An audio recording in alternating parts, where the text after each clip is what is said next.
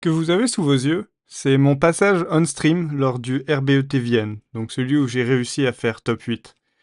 Et ce passage on-stream, je vais directement vous donner le résultat, vous gâcher le truc. Je perds 0-2. J'affronte donc un deck Gigavise qui pioche bien. Malheureusement, Gigavise fait partie de ces decks-là où si ça part bien, il n'y a pas grand-chose à faire. Mais ce n'est pas le match qui est pour moi intéressant sur lequel parler. Ce qui est intéressant de parler, c'est plutôt le mindset, ce que j'ai fait après, et ce que je faisais aussi avant même les tournois, puisque ça joue, puisque un match en soi est aussi que la préparation du match suivant. C'est comment vous faites après un match qui va déterminer le résultat de vos matchs suivants, parce que si vous finissez un match, que vous êtes dégoûté, que vous ne jouez plus à Yu-Gi-Oh! Et que vous revenez en tournoi, forcément vous serez bien moins bon que si vous perdez un match, que vous le que vous digérez la frustration, ou même encore mieux, que vous soyez carrément hypé, que vous vous dites ok, ça me donne vachement envie de progresser, que vous vous entraîniez d'ici le prochain tournoi. Voilà, donc moi je veux parler du mindset sur cette partie-là. Donc cette partie-là où j'avais vraiment que je pense 2 décisions en tout qui étaient vraiment possibles. Il y avait ma main de départ et il y avait le moment où l'adversaire a fait le raisonnement. Donc j'ai été un peu chopé par surprise par le raisonnement. J'ai appelé 4 et ce n'était clairement pas la bonne solution. J'ai eu le débat justement avec d'autres amis et sur Discord sur quel était le meilleur call entre 3 et 6.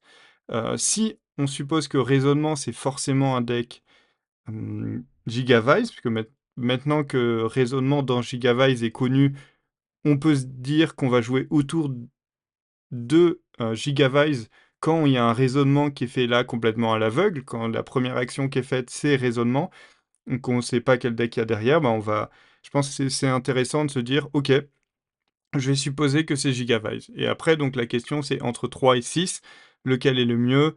Je pense que ce serait 3, mais toutefois 6 se défend aussi pour d'autres raisons.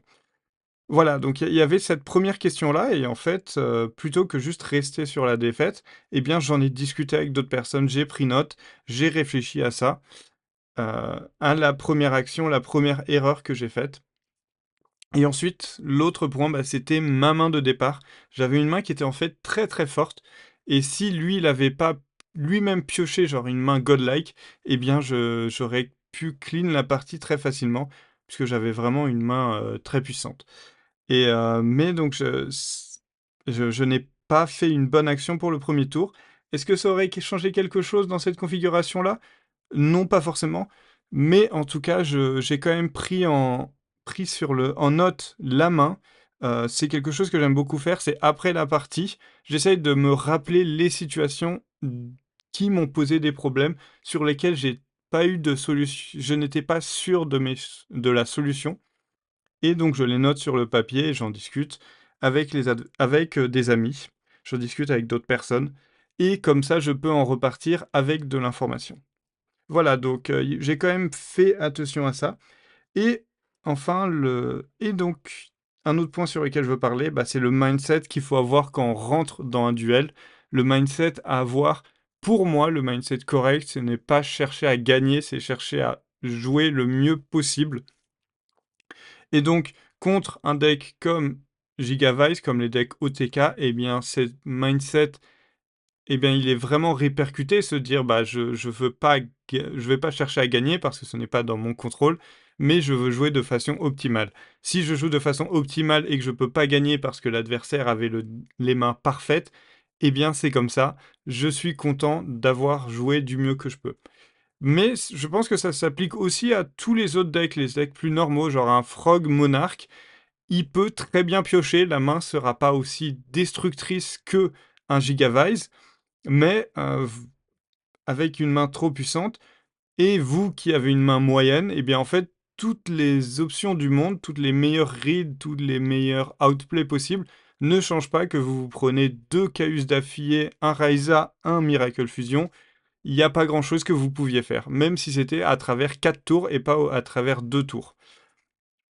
Pareil, avec un Vayu, pareil avec un Blackwing, des fois, ils vont piocher très fort et même si la partie va durer plus longtemps, et que le la main craquée va sembler moins craquée que contre un deck OTK, il y a quand même des parties où des fois vous ne pouvez pas gagner et donc vous, votre objectif, c'est de jouer le mieux possible. Voilà, donc j'espère vous avoir apporté, des informations, de quoi réfléchir sur comment sortir d'un duel, que faire à la fin du duel et comment approcher les duels de façon la plus productive possible. En tout cas, si vous voulez pouvoir jouer à un de ces tournois comme celui que vous voyez là, il y en a un justement à Paris. C'est RBET Paris en début juillet. Vous trouverez toutes les informations dans la description. Un tournoi où il y a 300 joueurs qui a attendu, franchement, en France, je ne sais pas s'il y en aura d'autres de sitôt. Donc, sautez sur l'occasion. Si vous êtes disponible ce week-end, venez. Si vous n'êtes pas disponible, abonnez-vous à la chaîne 2-3. Et pour pouvoir le spectate, il y aura peut-être un stream en français aussi. J'attends la confirmation. Mais en tout cas, j'espère vous voir à un événement Edison. Bon week-end.